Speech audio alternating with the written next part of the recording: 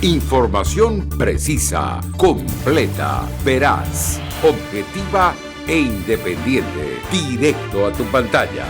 Voz de América en RCR 750.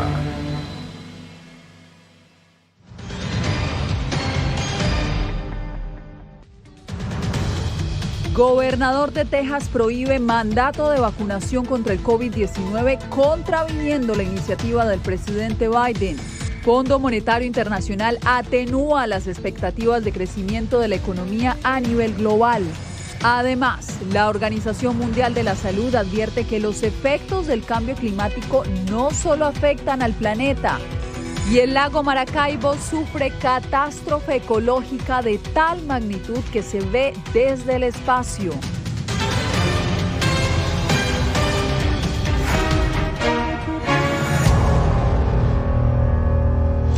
¿Qué tal? Los saludo desde Washington. Bienvenidos. Con una decisión ejecutiva, el gobernador de Texas, Greg Abbott, prohibió desde este martes a organizaciones públicas y privadas exigirle a sus empleados vacunarse contra el COVID-19. El decreto contraviene la campaña de la Casa Blanca que promueve la inmunización masiva entre los estadounidenses.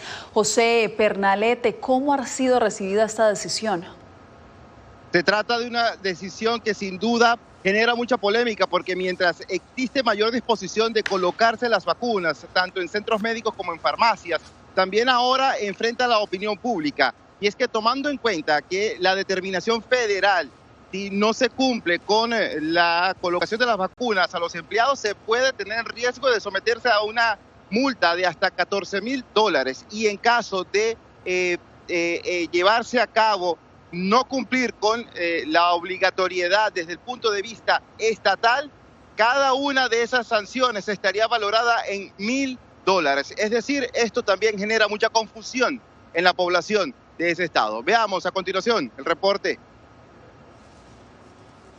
Luego de que el gobierno federal anunciara que planea imponer un mandato de vacunación a la mayoría de trabajadores en empresas privadas, la respuesta de rechazo de Texas evidencia cómo la polarización ideológica continúa interviniendo en la lucha contra el coronavirus. El gobernador de Texas, Greg Abbott, decretó prohibir este requisito en su estado bajo el argumento de cualquier razón de conciencia personal basada en la religión o por razones médicas, incluyendo haberse recuperado previamente del COVID-19. Emití una orden ejecutiva que prohíbe los mandatos de vacunación por parte de cualquier entidad en Texas. También agregué el tema a la agenda de la sesión especial. La vacuna COVID-19 es segura, efectiva y nuestra mejor defensa contra el virus, pero siempre debe ser voluntaria y nunca forzado. Esta medida ocurre luego de que el presidente Joe Biden se reuniera con empleadores, líderes sindicales y autoridades en Illinois para reforzar la exigencia del requisito,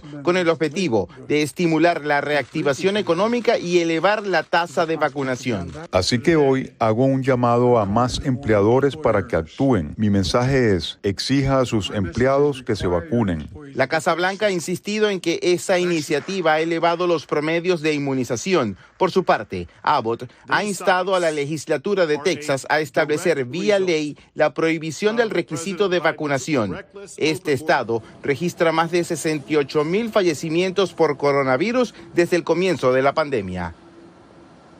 Otra de las medidas de presión es que cualquier contratista que no cumpla con este tipo de instrucción a nivel federal puede someterse a perder el compromiso adquirido con el gobierno de Estados Unidos desde el punto de vista comercial. Yasmin. José, muchas gracias por la información. Bien, y el Fondo Monetario Internacional presentó este martes su pronóstico de crecimiento de la economía global, que aún busca recuperarse tras el estancamiento del 2020 por la pandemia. Pero, ¿cuál es la proyección para el mundo y para Latinoamérica? Le preguntamos a nuestra compañera Divalicet Cash. Yasmín, el fondo considera que el balance de riesgo de la economía mundial tiene una tendencia a la baja y esto es debido al coronavirus. Sobre Estados Unidos, el fondo multilateral le resta un punto completo porcentual a la expectativa, al pronóstico de incremento del país, lo que lo posiciona en un 6%. En este informe les presentamos las proyecciones que hizo para Latinoamérica. Según el Fondo Monetario Internacional, la economía mundial continúa débil y la aparición de nuevas variantes de coronavirus representan un riesgo latente. La recuperación mundial continúa, pero el impulso se ha debilitado, obstaculizado por la pandemia. Tenemos una ligera revisión a la baja para el crecimiento global para este año a 5,9%. Para el próximo año, nuestra proyección permanece sin cambios en 4,9%. En la proyección de crecimiento económico que el fondo presenta al dar inicio a la reunión otoñal que reúne a autoridades económicas del planeta entero, el organismo destacó el tema de la inflación en Estados Unidos. La inflación salarial es elevada en Estados Unidos. Como todos sabemos, al mismo tiempo se concentra en algunos sectores, por lo que deberíamos ver si se convierte en un fenómeno mucho más amplio.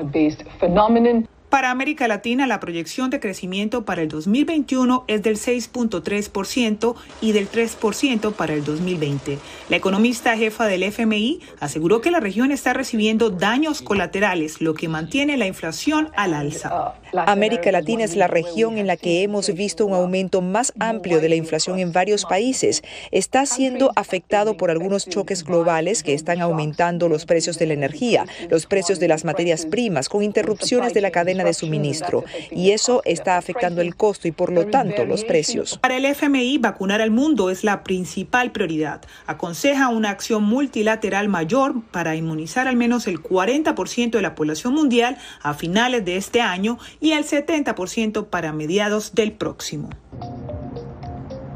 Finalmente, en el tema de empleo, el fondo es bastante cauteloso. Las interrupciones en el sector de la hostelería y del comercio minoritario ha reflejado un retraso significativo en la recuperación del mercado laboral, lo que se traduce en bajo desempleo y por ende altas en la solicitud de desempleo y también en una aceleración en la automatización. Yasmín, vuelvo contigo al estudio para más noticias. Muchas gracias, Diva. Entre tanto, los líderes del mundo se reunirán en Escocia al final de este mes para revitalizar sus compromisos en torno al cambio climático.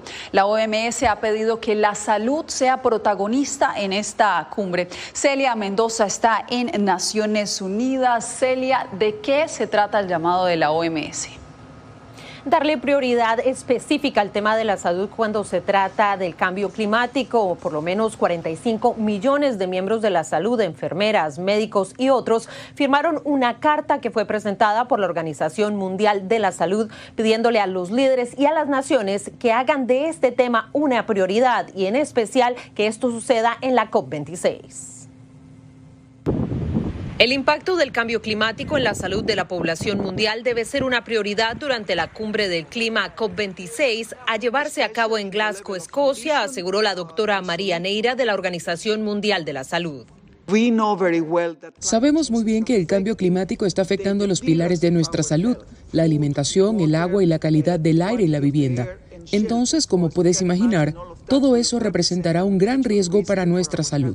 Evidencia de ello es el más reciente reporte de Journal Nature Climate Change, cuyo estudio reveló que por lo menos el 85% de la población global ha experimentado fenómenos naturales exacerbados por el cambio climático. La pérdida de los medios de vida, sea en forma de la tiendita que una familia podía tener en una comunidad que ha sido arrasada por el huracán, o sea en forma de campos de cultivo, a buen seguro que tiene un impacto sobre la disponibilidad de comida de la población. En América Latina, según la Organización de las Naciones Unidas para la Agricultura y la Alimentación y el Programa Mundial de Alimentos, millones de personas están en riesgo de pasar hambre, poniendo a estas poblaciones en riesgo de desnutrición, que de acuerdo con estudios científicos está relacionada con las enfermedades cardíacas, cáncer y diabetes. Además, el impacto en la salud de las olas de calor extremo y la contaminación del aire generan aún más presión para los sistemas sanitarios tras la pandemia.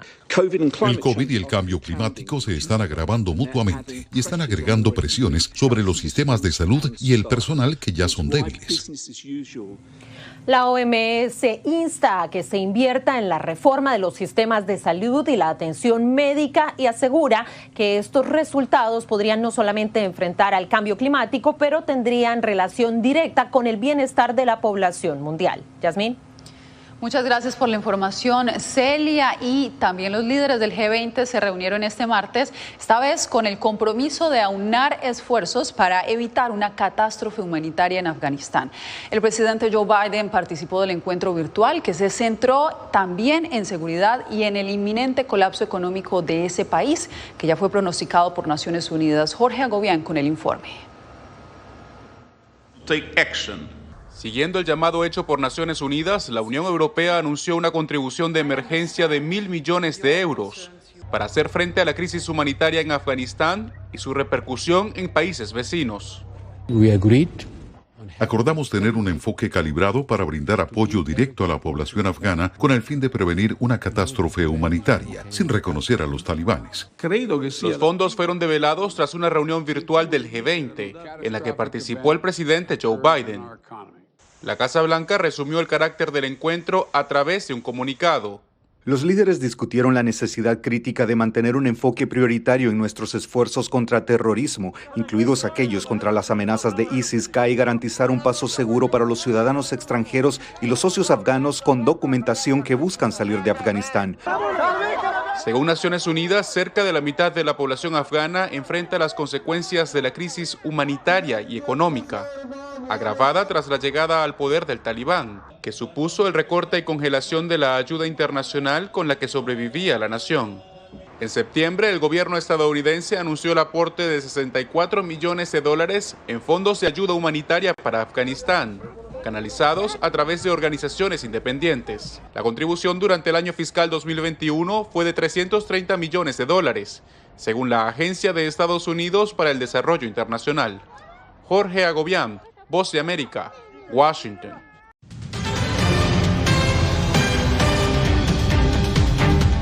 La gobernadora de Nueva York firmó una ley que busca penalizar ciertas amenazas contra los indocumentados. Laura Sepúlveda nos da los pormenores.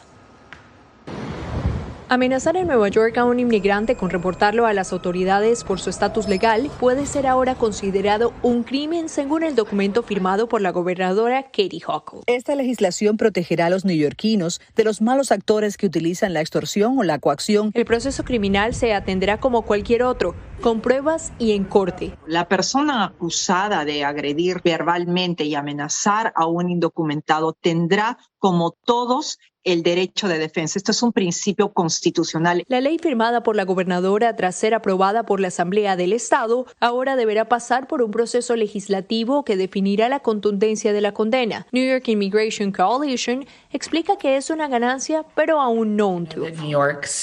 El Estado de Nueva York no tiene ninguna política de santuario en este momento. No tiene ninguna política en los libros sobre la limitación de la cooperación entre las agencias locales o estatales y ICE o la patrulla fronteriza. La ciudad de Nueva York tiene algunas de las políticas. Por lo que señala que aunque este anuncio da un aire de tranquilidad ante amenazas en el estado, la protección a esta población es más contundente a nivel ciudad, lo que hace que aún no canten victoria. Pese a ello, migrantes celebran el anuncio. Somos los que más trabajamos en trabajos que muchos americanos no quieren trabajar por el mínimo salario que dan. Me parece buena la idea y yo creo que es un respeto para los que ahora sí somos ilegales. Laura Sepúlveda, Voz de América, Nueva York.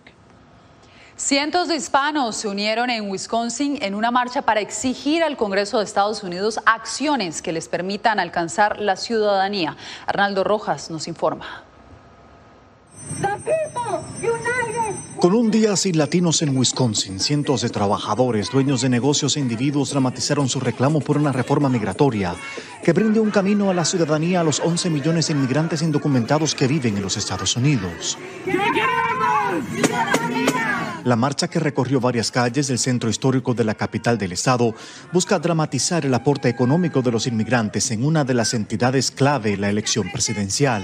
Estamos aquí para decirles que no somos ciegos. Más del 70% de latinos salieron a votar para la administración de Biden.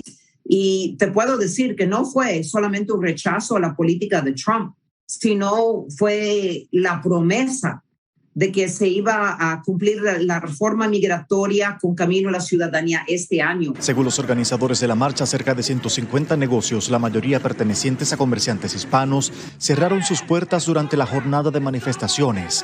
Algunos padres no enviaron a sus hijos a las escuelas y otras personas optaron por no hacer compras en ese día. Para mí lo más importante es que salimos a la calle, salimos a pelear, salimos a darles el mensaje que aquí estamos, que no nos ignoren. En el Congreso estadounidense sigue estancado el proyecto de reforma migratoria enviado por la Casa Blanca el día que el presidente Biden asumió el poder. No tenemos los mismos derechos y los mismos beneficios y recursos que los que son ciudadanos americanos en este país y la verdad pues contribuimos igual que cualquier persona. Arnaldo Rojas, Voz de América. En Estados Unidos, el COVID-19 le ha cobrado la vida a más de 700,000 personas. Y como nos explica Adriana Arévalo, los hispanos y los grupos minoritarios son los más afectados. De acuerdo con un reporte de los Centros para el Control y la Prevención de Enfermedades, o CDC, los hispanos, afroestadounidenses e indígenas son los más golpeados por la pandemia en Estados Unidos, al aportar una cantidad desproporcionada de víctimas mortales a causa del coronavirus. Los expertos aseguran que la pandemia solo puso en evidencia una brecha que antecede a la aparición del COVID-19. Históricamente, y eso es cierto tanto en nuestra comunidad afroamericana como en nuestra comunidad asiática y en nuestra comunidad latina en específico y la comunidad inmigrante en general, que siempre hay una desconexión entre la comunidad y acceso a cuidado médico. La comunidad científica explica que aunque el virus no discrimina, sí deja al descubierto a aquellos más vulnerables o en riesgo, ya sea por falta de fondos para acudir a un centro hospitalario, por falta de seguro o de recursos para buscar ayuda de emergencia o por falta de información vital para prevenir o actuar en caso de contagio. Para que la vacunación y las políticas de salud pública funcionen, debemos llevar la atención y servicios a las comunidades. No podemos seguir exigiendo que las comunidades y los pacientes vengan a nosotros. Expertos en el tema, entre ellos el Dr. Khan, aseguran que aunque una opción viable es la ampliación de la telemedicina, es necesaria una reforma al sistema de salud para que las comunidades más vulnerables tengan la educación y la atención necesarias para evitar que la brecha siga aumentando. Adriana Arévalo, Voz de América, Las Vegas. La Unión Europea renovó las sanciones contra 14 funcionarios de Nicaragua y algunos analistas creen que esa decisión podría generarle un desconocimiento de los resultados de las elecciones presidenciales y legislativas de noviembre. Jacopo Luzzi con el reporte. La decisión de la Unión Europea de renovar las sanciones contra 14 funcionarios de Nicaragua hasta octubre del año 2022 tiene un propósito claro, según dice la dirigente de la oposición, Heidi Castillo. Vienen anunciando que en las actuales condiciones no van a reconocer ninguna legitimidad al actual proceso de votación, porque prácticamente Ortega va sin ningún contrincante. Europa y Estados Unidos han demandado un diálogo entre el gobierno de Managua y la oposición para resolver la crisis política que estalló en abril de 2018. Sin embargo, miembros del oficialismo desacreditan esta exigencia. La oposición es totalmente irrelevante. Ellos están siempre recostados, esperando qué hace primero algunos países fuera de Estados Unidos, qué directrices le dan para ellos actuar sobre esa marcha. Para el experto en temas electorales, Luis Barreto, tras la elección del 7 de noviembre, la Organización de Estados Americanos podría discutir los resultados de las votaciones. El proceso a esta fecha, ahora estamos hablando de menos de un mes, no cumple con los estándares internacionales. En su última declaración sobre Nicaragua, el secretario de la OEA, Luis Almagro, refirió que el país se encaminaba a la peor elección posible, afirmaciones que rechaza el oficialismo. Jacopo Luzzi, Voz de América. Como parte de su gira por Estados Unidos, el presidente de Colombia, Iván Duque, visitó al secretario general de Estados Americanos, Luis Almagro. Almagro enfatizó en la situación que ha llevado a miles de migrantes a movilizarse por el hemisferio y también habló del ilegítimo proceso electoral que se adelanta en Nicaragua. Duque, por su parte, denunció las violaciones de derechos humanos en Venezuela. Nuestra preocupación, y la reiteramos, la de los dos y la de muchos otros líderes en América Latina, es que Venezuela retome realmente su democracia y que se puedan hacer elecciones presidenciales rápidamente con supervisión rigurosa internacional para que pueda reverdecer la democracia que es necesaria en ese país. Y justamente hablando de Venezuela, los elevados niveles de contaminación del emblemático lago de Maracaibo quedaron en evidencia gracias a una serie de imágenes satelitales que publicó la NASA. Álvaro Algarra nos reporta. El lago de Maracaibo es uno de los más grandes de América del Sur y uno de los más antiguos del mundo. Su extensión de 13.000 kilómetros cuadrados, unas 5.000 millas cuadradas, está siendo perjudicada, o como lo explicó el Observatorio de la Tierra de la NASA, asfixiada con mareas negras y algas. Gustavo Carrasquel, director de la ambientalista Fundación Azul, explicó que lamentablemente hasta el momento no hay respuesta por parte de las autoridades para mejorar la situación. Esos remolinos verdinegros que reflejan las imágenes satelitales de la NASA no son otra cosa que altos niveles de contaminación producidos por el crecimiento anormal de las algas cianófitas que están generando cianobacterias y alto nivel de contaminación producidos por los vertidos de aguas residuales que permanentemente sufre este cuerpo acuático. El investigador de la Universidad de Carabobo, Gabriel Cabrera, asegura que la contaminación por fugas de aceites y petróleo crudo también contribuye al inminente peligro que atraviesa el lago. ¿Por qué? Porque las torres petroleras, estas torres petroleras que nosotros solemos ver y que han formado parte de la idiosincrasia del venezolano y de nuestra cultura, actualmente están siendo como vendidas como chatarra a empresas transnacionales que tienen concesiones con PDVSA y que han evadido las sanciones de Estados Unidos para trabajar en el país. La polución en el lago también pone en peligro a la fauna y disminuye el potencial turístico de uno de los lugares más conocidos del país. Álvaro Algarra, Voz de América, Caracas. Equipadas con la indumentaria del alpinismo y sin abandonar la vestimenta que las identifica como indígenas, 5 mujeres bolivianas inspiraron una película galardonada a nivel internacional. Fabiola Chambi nos cuenta más de Cholitas. La mujer siempre tiene que estar cocinando, lavando. Yo tenía esa curiosidad de poder ir a la cumbre, hacer cima. ¿Y por qué no lo podemos hacer también las mujeres? Cholitas es una palabra usada para identificar a la mujer boliviana indígena que luce una falda tradicional conocida como pollera, y es el nombre de esta producción cinematográfica que relata la hazaña de un grupo de mujeres escaladoras que se aventuraron a la cima de la Aconcagua, la montaña más alta de América ubicada en Argentina.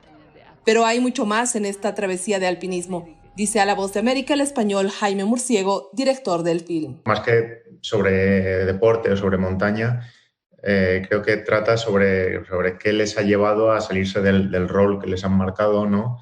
Y salirse un poco de sus caminos para llegar a hacer este tipo de deporte. Las 5 cholitas exploradoras muestran su fortaleza y valentía para escalar el Aconcagua en condiciones climáticas extremas, pero también su vida en el altiplano boliviano, como cuenta Lidia Guayas. Nada es fácil en la vida. Mi persona ha tenido que pasar humillaciones, discriminaciones, al menos, ¿no? A un varón nunca le ha gustado, ¿no? Que sea más la mujer.